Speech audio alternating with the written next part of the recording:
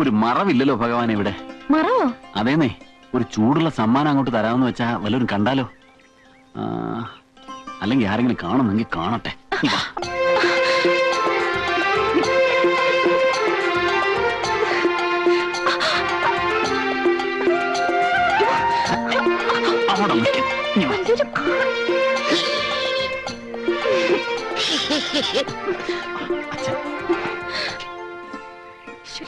അവിടെ നിൽക്കുമോളെ, ഇതിൽ എത്ര നാണിക്കാതിരിക്കണത്? ഉണ്ണിയേട്ടനല്ലേ?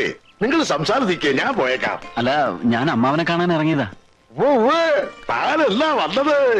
ക്ഷമിക്കണം, ഇനിയിപ്പോ താനെന്നൊക്കെ വിളിക്കുന്നത് വളരെ സൂക്ഷിച്ചു വേണം. 3 മാസം കഴിഞ്ഞാ ഡോക്ടറായ പോകുന്ന ആളല്ലേ? ഞാൻ ഡോക്ടറായാൽ അമ്മാവൻ എന്റെ അമ്മാവനല്ലാതാവൂ. അതില്ല, എത്ര വലുതായാലും ബന്ധങ്ങളൊക്കെ ബന്ധങ്ങളാവുണ്ണി. താനതൊന്നും മറക്കുന്ന ആളല്ല എന്ന് എനിക്കറിയാം. ഉണ്ണി, നിന്നോടൊരു കാര്യം പറയാനുണ്ടായിരുന്നു. മറ്റൊന്നുമല്ല, കുഴല് വെച്ച് രോഗം പരിശോധിച്ച് മരുന്ന് കൊടുത്തതുകൊണ്ട് മാത്രം കാര്യമില്ല. ഈ ഓപ്പറേഷൻ ഉണ്ടല്ലോ, ഓപ്പറേഷൻ, അതിൽ മിടുക്കനാവണം. ഇപ്പൊ ഒരു ചെറിയ ഓപ്പറേഷൻ ചെയ്താൽ ഫീസ് എത്രയാണെന്നറിയോ? ഫീസിന് വേണ്ടി ചുമ്മാ ഒരാളെ പിടിച്ച് കീറാൻ പറ്റുമോ? ചുമ്മാ പിടിക്കണ്ട, ആ വിദ്യ ഭേഷായിട്ട് മനസ്സിലായിക്കോളൂ. എങ്കിൽ നിങ്ങൾ സംസാരിക്കും.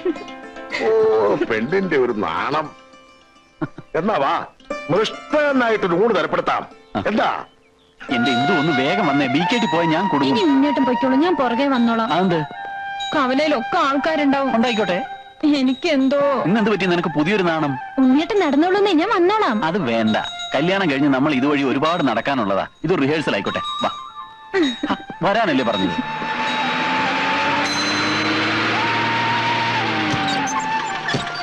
ഞാൻ പോട്ടെ. ശരി, ബൈ.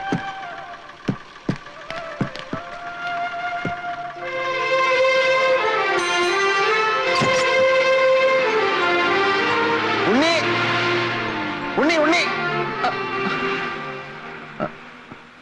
എന്തേ ഉണ്ണിയേട്ടൻ പോയല്ലോ? അവനിത് എടുക്കാൻ മറന്നേ. ഞാൻ ഇത് വെച്ച് 1-2 രോഗികളെ പരിശോധിക്കായിരുന്നേ. ഇത് വെച്ച് വല്യേട്ടൻ എന്ത് പരിശോധിക്കാൻ? അല്ല, ഇപ്പൊ ആയുർവേദക്കാരും ഇത് ഉപയോഗിക്കും. അത് പോട്ടെ, ഉണ്ണി എന്ത് പറഞ്ഞു? അവൻ ഹാപ്പി ആണല്ലോ അല്ലേ? അവന്റെ വലിയൊരു ആഗ്രഹമായിരുന്നു നമ്മൾ തമ്മിലുള്ള കല്യാണം. അവനൊരു പെണ്ണിനെ കണ്ടുപിടിക്കല് ഇനി എന്റെ ഉത്തരവാദിത്ത. വല്യേട്ടൻ എന്തൊക്കെയാ പറയുന്നത്? എന്നെ കല്യാണം കഴിക്കാനോ? വല്യേട്ടൻ കെട്ടാൻ പോകുന്നത് മൂത്തടുത്ത ചന്ദ്രികയല്ലേ, കുമാരന്റെ പെങ്ങളെ. ഞാനോ? പിന്നല്ലാതെ ഉണ്ണിയേട്ടന്റെ എന്റെയും കല്യാണം ഉറപ്പിച്ചത് വല്യേട്ടൻ അറിഞ്ഞില്ലെന്നോ? കുഞ്ഞീഷ, നിനക്കെന്താ ഭ്രാന്ത് പിടിച്ചോ? ഇവിടെ എല്ലാം തീരുമാനിച്ചുറപ്പിച്ചല്ലേ? ഇല്ല, മനഃപൂർവ്വം എല്ലാരും ചേർന്ന് എന്നെ ചതിക്കായിരുന്നു. ഓർമ്മ വെച്ച കാലം തൊട്ട് ഇന്ദുലേഖയെ ഇവിടെ കൊണ്ട് നടക്കുന്നവനാ ഞാൻ. അവളെ ഞാൻ മറ്റാർക്കും വിട്ടുകൊടുക്കില്ല അച്ഛാ. അങ്ങനെ അവിടെ കൊണ്ടു നടക്കാൻ നിനക്ക് ആരാണ് അനുവാദം തന്നത്? കുഞ്ഞേഷ, വാക്കുകൊടുത്ത തിരിശ്ശേരി മാധവൻ വൈദ്യരാ. എതിർക്കാൻ നിന്നുണ്ടല്ലോ, ശരിപ്പെടുത്തി കളയും ഞാൻ. ആരെ? നിന്നെ തന്നെ. അത് വേണ്ടി വരില്ല അച്ഛാ. ഉണ്ണി ഇന്ദുലേഖയെ കെട്ടുന്ന ദിവസം ഈ വീടിന്റെ ഉത്തരത്തിൽ കിടന്നാടുന്നത് ഞാനായിരിക്കില്ല, എന്റെ മൃതദേഹമായിരിക്കും. കുഞ്ഞീഷ, വാക്ക് പാലിക്കുന്ന തിരിശ്ശേരി മാധവൻ വൈദ്യർ എന്ന് പറയുന്ന ഇതേ അച്ഛന്റെ മോനാ ഞാൻ.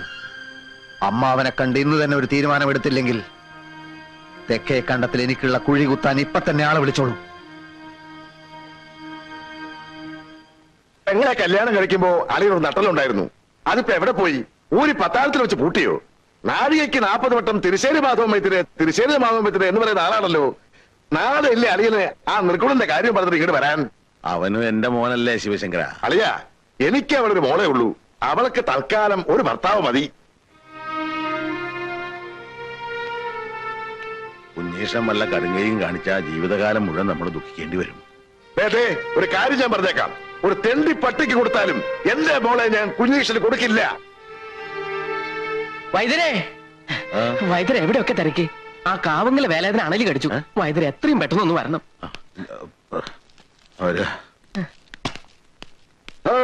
കുഞ്ഞീഷ്ടൻ എന്തായി? അവിടെ നിൽക്ക. അമ്മാവൻ എന്ത് പറഞ്ഞു?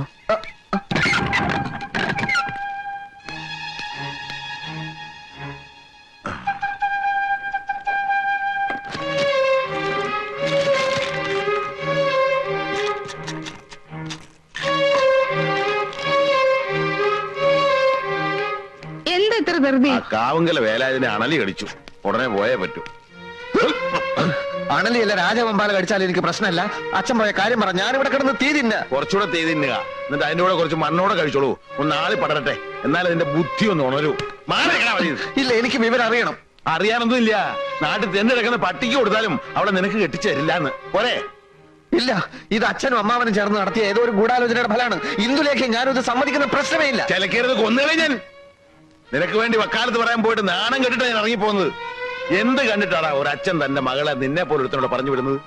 പഠിപ്പും മതയും കണ്ടിട്ടോ, പണവും പ്രതാപം കണ്ടിട്ടോ, അതോ ചവന്തരിയും കണ്ടിട്ടോ? 8ാം ക്ലാസ് തോറ്റ ദിവസം പോലെ ഞാൻ നിനക്ക് പറഞ്ഞിരുന്ന അഷ്ടാംഗ ഹൃദയവും സഹസ്രയോഗവും പഠിച്ചോ ഒരക്ഷരമെങ്കിലും. കാരപ്പൻ ഒരു കഷായം എഴുതാൻ അറിയോ നിനക്ക്? ഒരെണ്ണ കാച്ചി തിളയ്ക്കുമ്പോ ശരിയായിട്ട് അടുപ്പിൽ നിന്ന് ഊതാൻ അറിയോ നിനക്ക്? എന്താണ് നിന്റെ യോഗ്യത? പാടുവിട്ടിക്കരുതേ. പിടിച്ചോളോ, വരിക.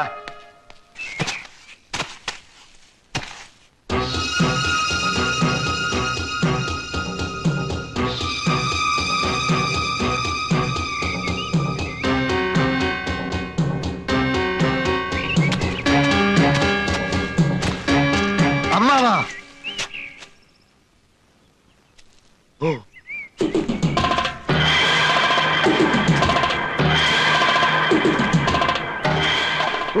കുഞ്ഞീഷ, കൊല്ലും ഞാൻ, കൊന്ന് കൊല വിളിക്കും. പിടിക്കടാ ഇവനെ. അനങ്ങിപ്പോവരുത്. അനങ്ങിയാൽ അമ്മാവനെയും കൊല്ലും, ഞാനും ചാവും. നീ ചത്തോ? അതിന് എന്നെ കൊല്ലുന്നെന്തിനാ? ഒരു തെണ്ടി പട്ടിക്ക് കൊടുത്താലും എനിക്ക് എന്റെ ഇന്ദുവിനെ തരില്ല എന്നല്ലേ? വേണ്ട, എനിക്കവളെ വേണ്ട. എനിക്ക് അമ്മാവന്റെ ചോര മതി, ചൂടും ചോര. കുഞ്ഞീഷ, നീ ആ കത്തി താഴെയിട്. അത് ശരീരത്തെ കൊണ്ട് മുറിയും. മുറിഞ്ഞ ചോര വരും. വരണം, ചോര മാത്രല്ല കുടലുമാലയും വരണം. അരുത് കുഞ്ഞീഷ, അബദ്ധങ്ങളൊന്നും കാണിക്കരുത്. നീ ഞാനും ഒരു ചോരയാ. ഞാൻ നിന്റെ അമ്മാവനാ, വെറും അമ്മാവനല്ല. രാപകലില്ലാതെ തോളത്ത് കയറ്റി അമ്പിളിമാമനെ കാണിച്ച് വാവോ വാവോ എന്ന് പറഞ്ഞ് താരാട്ട് പാടി അടുത്ത കാലത്ത് ഉറക്കിയത് ആരാടാ? മറ്റാരുമല്ല, ഈ അമ്മാവനാ. നിനക്കറിയാൻ മേലെങ്കിൽ നീ നിന്റെ അമ്മയോട് പോയി ചോദിക്കടാ. അങ്ങനെയുള്ള ഈ അമ്മാവനെ നിനക്ക് കൊല്ലാൻ പറ്റുമെങ്കിൽ നീ കൊല്ല്. എന്താ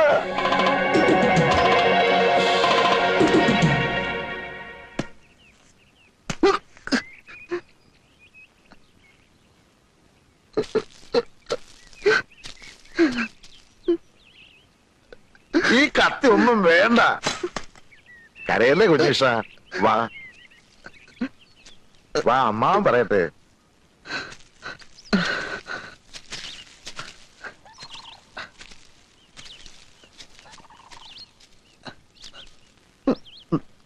നിനക്കെന്താ ഭ്രാന്ത് പിടിച്ചോ കുഞ്ഞീഷ? ഭ്രാന്തൻ കുമാരന്റെ അളിയനാവാൻ പോകുന്ന ആൾക്കും ഇത്തിരി ഭ്രാന്ത് ഉണ്ടാവുന്നതല്ലേ നല്ലത്? കുഞ്ഞീഷ, നമ്മളൊരു വിത്തുമാകുന്നു, വളമിടുന്നു, വെള്ളമൊഴിക്കുന്നു, അത് ചെടിയാകുന്നു, ഇതുപോലൊരു മരമാകുന്നു. ഒടുവിൽ പൂക്കുന്നു, കായ്ക്കുന്നു, കായ പഴുക്കുന്നു. പഴുത്ത ആ കായെ മറ്റൊരുത്തൻ തട്ടിക്കൊണ്ടുപോയാൽ നമുക്ക് സഹിക്കൂ കുഞ്ഞീഷ? അതുപോലെ നിന്റെയും എന്റെയും നിന്റെ അച്ഛന്റെയും അമ്മയുടെയും വേർപാടാ ഉണ്ണികൃഷ്ണൻ MBBS. നമ്മുടെ എല്ലാം കഠിനാധ്വാനത്തിന്റെ പഴം. ആ പഴം വേറെ ഏതോ ഒരു തറവാട്ടുകാർക്ക് കൊത്തിപ്പറിക്കാൻ കൊടുക്കണോ കുഞ്ഞീഷ? അതൊഴിവാക്കാൻ വേണ്ടിയാണ് ഇന്ദുവിനെ ഉണ്ണീഷൻ തന്നെ കെട്ടണമെന്ന് ഞാൻ പറയുന്നത്. ഇത്രയും നല്ലൊരു ഉദ്ദേശം അമ്മാവന്റെ മനസ്സിലുണ്ടായിരുന്നെന്ന് ഞാൻ അറിഞ്ഞിരുന്നില്ല. പക്ഷെ അമ്മാവനൊരു കാര്യം മറന്നു. അതേത് കാര്യം? അത് എനിക്ക് പഠിപ്പും വിവരമില്ലല്ലോ. അതുകൊണ്ട് തന്നെ നല്ലൊരു തറവാട്ടുന്ന ഒരു പെണ്ണിനെ കിട്ടാൻ വലിയ പ്രയാസ. അഥവാ കിട്ടിയാൽ തന്നെ വേലയും കൂലിയില്ലാത്ത എന്നെ അവർ ബഹുമാനിക്കൂ. അവരുടെ പറമ്പ് കിളച്ചും അവരുടെ അടുക്കളയിൽ പണി ചെയ്തും ഇനിയുള്ള കാലം ഞാൻ ജീവിക്കേണ്ടി വരും. തെക്കേടത്ത് ശിവശങ്കരൻ നായരുടെ അനന്തരവൻ ഏതോ ഒരു തറവാടിന്റെ പിന്നാമ്പുറത്ത് വിടുവേല ചെയ്യുന്നു എന്ന് വന്നാൽ ആർക്കാ അതിന്റെ കേട്? അമ്മാവന് പിന്നെ നാട്ടിൽ തലയുയർത്തി നടക്കാൻ പറ്റുമോ? ആ ഒറ്റ കാരണം കൊണ്ടാണ് ഇന്ദുവിനെ ഞാൻ തന്നെ കെട്ടാമെന്ന് ഞാൻ തീരുമാനിച്ചത്. നീ പറയുന്ന ന്യായമൊക്കെ എനിക്ക് ഇഷ്ടപ്പെട്ടു. ഒരു കാര്യത്തിലെ എനിക്ക് അഭിപ്രായ വ്യത്യാസമുള്ളൂ. ഇത്രയും കാലം അച്ഛന്റെ കൂടെ വൈദ്യം പഠിച്ചിട്ട് ഒരു രോഗിയെങ്കിലും നീ ചികിത്സിച്ചോ? ആ വകുപ്പില് ഒരു 5 ഉറുപ്പിയെങ്കിലും നീ സമ്പാദിച്ചോ? ഇനി ഞാൻ തുറന്നു പറയാം, വെമ്പടി കയ്യിലുള്ളവന് മാത്രമേ എന്റെ മോളെ ഞാൻ കെട്ടിച്ചു കൊടുക്കൂ. മനസ്സിലായോ?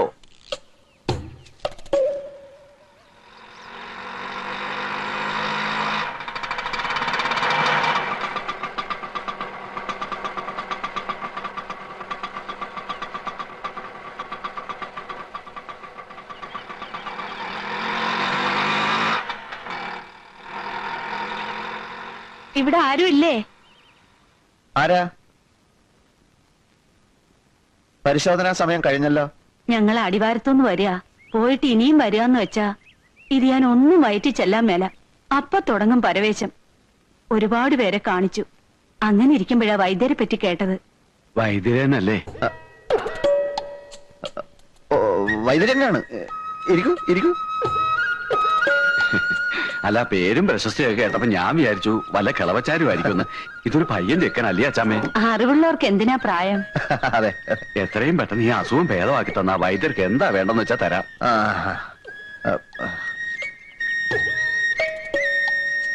നാക്ക് നോട്ടു.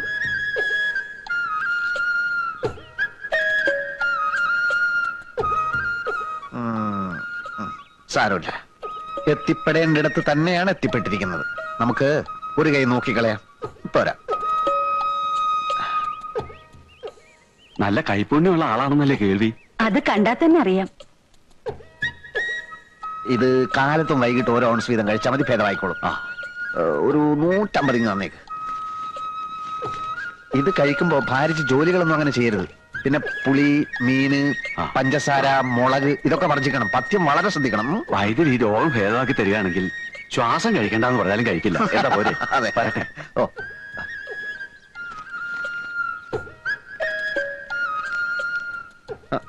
അച്ഛനെ കാണാൻ വന്നവരാ പോയത്? അല്ലല്ലല്ല, മകനെ കാണാൻ വന്നവരാ. രോഗിയെ പരിശോധിച്ചു, രോഗവും പിടികിട്ടി.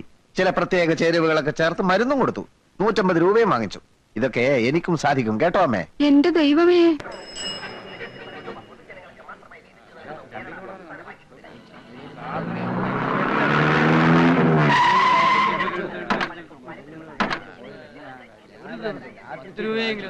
ഒന്നീ വന്നേ. മാധവമെതിരി വൈകിക്കാൻ വന്നോ?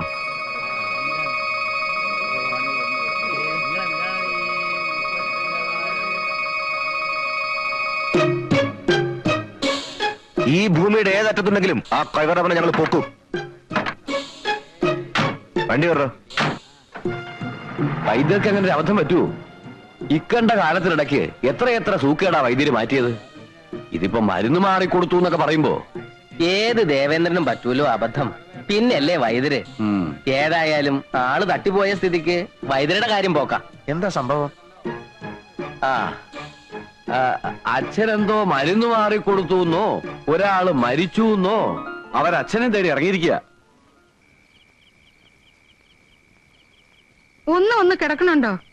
കിടക്കേ, അവനെ വെട്ടിക്കൊല്ലാണ്ട് എനിക്ക് ഉറക്കം വരില്ല. അങ്ങാടി മരുന്നിന്റെ പേര് പോലും അറിയാൻ വയ്യാത്തവനാ ചികിത്സിക്ക. ഇനി വരട്ടെ, എന്റെ മകനാണെന്ന് നോക്കില്ല ഞാൻ. വെട്ടി അരിഞ്ഞ് കഷ്ണമാക്കും ഞാൻ. നിങ്ങളൊന്ന് സമാധാനായിട്ടിരിക്കൂ. എങ്ങനാ സമാധാനിക്ക? കൊലക്കേസല്ലേ നിന്റെ മോൻ ചെയ്തു വെച്ചേക്കണേ? ഒരു കയ്യബദ്ധം പറ്റിപ്പോയതല്ലേ. അങ്ങനെ പറഞ്ഞാ പോലീസും കോടതിയും വെറുതെ വിടുമെന്നാ നിന്റെ വിചാരം? അത് പോട്ടെ, അവൻ ചികിത്സിച്ച് കൊന്ന് ആരെയാ? 10-17 കൊലക്കേസിലെ പ്രതി മണിമല മാത്തച്ഛന്റെ തന്തയാ. മാത്തച്ഛന്റെ കയ്യിലെങ്ങാനും കിട്ടിയാലുണ്ടല്ലോ, കഴിവട മോനെ വെട്ടിനുറുക്കി പട്ടിക്കിട്ട് കൊടുക്കും. കണ്ടവന്റെ കൈ കൊണ്ട് ചാകുന്നതിലും ഭേദം ഞാൻ തന്നെ അങ്ങ് അവസാനിപ്പിക്ക. ഇനി വരട്ടെ.